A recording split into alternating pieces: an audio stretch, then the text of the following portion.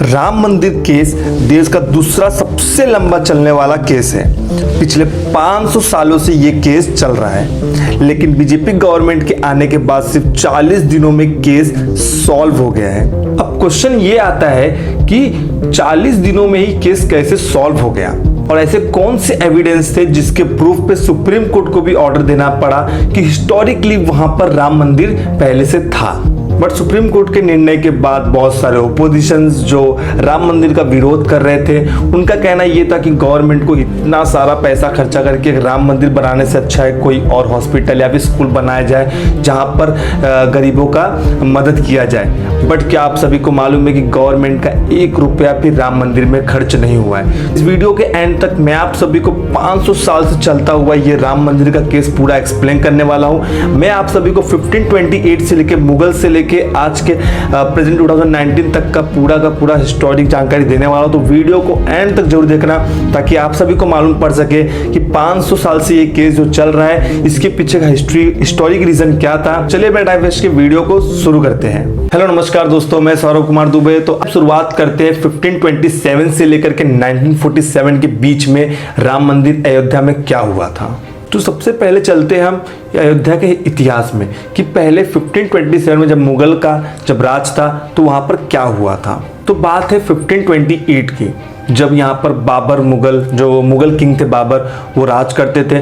उन्होंने अपने कमांडर से कह करके जो राम मंदिर था उसे डिमोलिश करवाया और वहाँ पर बाबरी मस्जिद का निर्माण करवाया। मस्जिद बनने के बाद फिर भी वहाँ पे कुछ हिंदू थे जो मस्जिद के बाहर एक छोटा सा चबूतरा बना करके राम जी का वहाँ पर पूजा करते थे डेली रूटीन पे, जिस तरीके से पहले किया जाता था। क्योंकि उसमें मुगल बाबर का राज था तो वहाँ पर कुछ हिंदुओं ने जो भी चबूतरा बनाया था वहाँ पर पूजा तो कर रहे थे, बट वो सेटिस्फाई नहीं थे अपने उस पूजा से, क्योंकि वो पूरा का पूरा प्लेस था वो राम जन्मभूमि के नाम से निर्माण किया गया था पहले, बट वहाँ पर जबरदस्ती बाबरी मस्जिद बना दिया गया था। समय बीतता गया, ऐसे बहुत से छोटे मोटे राइट्स होते गए। 1853 से लेके 1859 में ये जो राइट्स था हिंदू और मुस्लिम के बीच में काफ़ी ज़्यादा बढ़ गया और यहाँ पर बहुत ही ज़्यादा वायलेंस होने लगा। उसके बाद ब्रिटिश गवर्नमेंट को भी इसमें इन्वॉल्व होना पड़ा और ब्रिटिश गवर्नमेंट ने इन्वॉल्व होने के बाद क्या किया, जहाँ पर मस्जिद था वहाँ पर मस्जिद ही रहने दिया और बाजू से जो भी कुछ थोड़े बहुत जगह थे उन जगहों को बोला कि आप यहाँ पर राम मंदिर बना करके पूजा कर सकते हो। तो राम जी को मानते थे, वो खुश नहीं थे क्योंकि ये उनकी तरफ से सिर्फ एक कॉम्प्रोमाइज था, ना कि एक राम जन्मभूमि जो पूरा का पूरा एरिया था, जो पूरा का पूरा लैंड था, वो पूरा पर राम जन्मभूमि के नाम से दिया जाना चाहिए था, ऐसा हिंदुओं का मानना था। और टाइम बीतता गया, ऐसे छोटे मोटे राइट्स होते गए, बट टर्निंग पॉइंट यहाँ पर आया 23 दिसंबर 1949।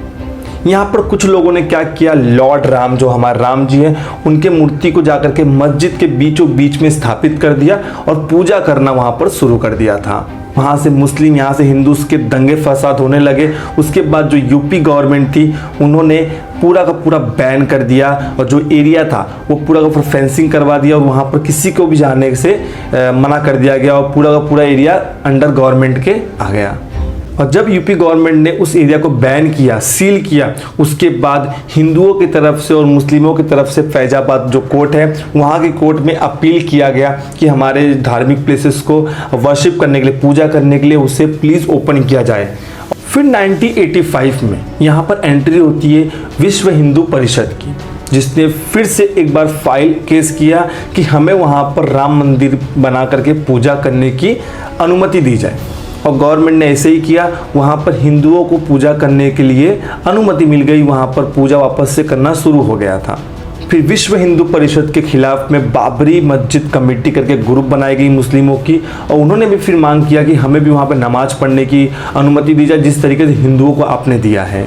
और ऐसे बहुत सारे अलग अलग दल, अलग अलग कमेटी बनने लगी हिंदू और मुस्लिम की। बट यहाँ पर हिंदुओं की तरफ से 4 कमेटी ने केस फाइल किया था राम मंदिर के लिए और यहाँ पर 2 कमेटी ने मुसलमानों की तरफ से केस फाइल किया था कि हाँ बाबरी मस्जिद होना चाहिए करके। एक्चुअली हुआ ये था कि जो LK एडवाणी थे, जो बहुत ही बड़े एक नेता थे, LK एडवाणी जी ने एक 1990 में एक रथ यात्रा निकाली थी जो कि सोमनाथ से अयोध्या जाने वाली थी और उस रथ यात्रा में कई सारे हिंदुओं ने पार्टिसिपेट पार्टिसिपेट किया था, लाखों हिंदुओं ने वहाँ पर पार्टिसिपेट किया था और अयोध्या जाने वाले थे। बट यूपी गवर्नमेंट ने क्या किया, ये रथ यात्रा को देखते हुए उस बाबरी मस्जिद और जो राम जन्मभूमि का एरिया था, सारे के सारे एरिया को सील कर दिया था और वहाँ पर किसी का भी आना जाना बैन कर दिया था। ठीक उसके बाद ही 1992 में एक बहुत ही बड़ा वायलेंस हुआ, राइट्स हुआ हिंदू मुस्लिम के बीच में, जहाँ पर हिंदुओं ने जाकर के जो बाबरी मस्जिद थी उसको डिमोलिश कर दिया। गवर्नमेंट के रूल के खिलाफ जाकर के, उसके अगेंस्ट जाकर के पूरे के पूरे मस्जिद को डिमोलिश कर दिया। 2002 में फैजाबाद ने ये जो केस था इसको इलाहाबाद कोर्ट के पास ट्रांसफ़र कर दिया और इलाहाबाद के जो कोर्ट के जो 3 जजेस थे उन्होंने आर्कियोलॉजिस्ट को काम दिया कि आप सभी को पहले पता करना है क्या एक्चुअल में पहले वहाँ राम मंदिर था या नहीं था। आर्कियोलॉजिस्ट का रिपोर्ट आने के बाद ये साबित हो रहा था कि वहाँ पर राम मंदिर था, क्योंकि ऐसे बहुत सारे एविडेंस थे, जैसे कि घंटी हो गई जो हमारे हिंदुओं में लगाया जाता है, और वैसे बहुत सारे पिलर्स थे, ऐसे बहुत सारी मूर्ति थे, छोटे छोटे स्टैचूज थे, जिससे ये साफ पता चल रहा था कि वहाँ पर राम मंदिर पहले था। और इलाहाबाद कोर्ट के जजेस ने भी ये आंसर दे दिया था कि ये सब एविडेंस के अगर हम माने तो हम वहाँ पर राम मंदिर के लिए फैसला दे सकते हैं। बट उन्होंने क्या किया, उन्होंने फिर से उसे 2 से 3 हिस्सों में बांटा और उसे डिवाइड करके कुछ मस्जिद कुछ ऐसा करके किसी ना किसी ग्रुप को देते चले गए। बट इससे फिर भी हिंदुओं खुश नहीं थे, क्योंकि उन्हें पूरा का पूरा जन्मभूमि राम भगवान का चाहिए था, वहाँ भव्य राम मंदिर बनने का निर्माण वो मांग कर रहे थे। बट एंट्री होती 2016 में, यहाँ पे सुब्रमण्यम स्वामी जी एक वकील थे, उनका एंट्री होता है। उन्होंने केस फाइल किया राम मंदिर के ऊपर कि यहाँ पर राम मंदिर बनना चाहिए। उनके फाइल केस करने के बाद ही 32 और नए फाइल केस वहाँ पर होने लगे। इसी प्रेशर में आकर के सुप्रीम कोर्ट को निर्णय लेना पड़ा कि हमें कुछ ना कुछ यहाँ पर निर्णय लेना पड़ेगा और इस आंदोलन को, जो यहाँ पे आंदोलन चल रहा है, 500 साल से केस चल रहा है राम मंदिर और मस्जिद के लेके, उसे हमें सॉल्व करना ही होगा। फिर सुप्रीम कोर्ट के 5 जजों का ग्रुप बना। उन 5 जजों ने निर्णय लिया कि दोनों कमिटीज़, जो हमारे हिंदू थे और जो मुस्लिम थे, दोनों कमेटी को डिमांड किया कि आप सभी का ऐसा कौन सा डिमांड है जो आप लोग का पूरा करने पे आप लोग ये आंदोलन और जो ये 500 सालों से चलता हुआ आ रहा है जो प्रॉब्लम है, इसे हम सॉल्व कर सकेंगे। तो आप अपना डिमांड यहाँ पर मांग कीजिए। दोनों पार्टीज ने अपना डिमांड यहाँ पर किया और दोनों डिमांड को देखते हुए सुप्रीम कोर्ट ने कहा कि हम 40 दिनों में इस केस को सॉल्व कर देंगे और जो निर्णय देंगे वो आप सभी को एक्सेप्ट करना होगा उस निर्णय को। 40 दिनों के बाद राम मंदिर पे वहाँ पर बनेगा, उसी जगह बनेगा, और मस्जिद को थोड़ा सा दूर वहाँ पर एक प्लेस दिया गया जहाँ पर बना सकते हो, और इस निर्णय को सबको मानना पड़ा। लेकिन आपके दिमाग में ये क्वेश्चन आ रहा होगा कि 40 दिनों में ऐसा कौन सा एविडेंस था जिसने प्रूफ कर दिया कि वहाँ पर राम मंदिर होना चाहिए।